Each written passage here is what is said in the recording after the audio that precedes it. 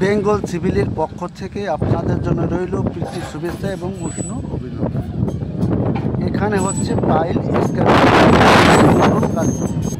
Pile এক্সক্যাভেশনে কেন bentonite powder ব্যবহার করে?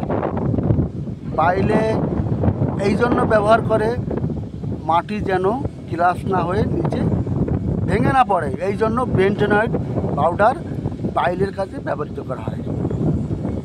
এই পাইলে কত এম³ কংক্রিট লাগবে আপনি কিভাবে ক্যালকুলেশন করবেন? পাইলের ডায়া 350 mm, পাইলের হাইট 20 মিটার।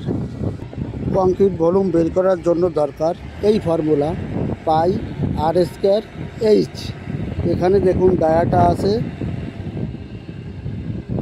350 mm, তাহলে রেডিয়াস কত হচ্ছে, অর্ধেক কত হচ্ছে 175।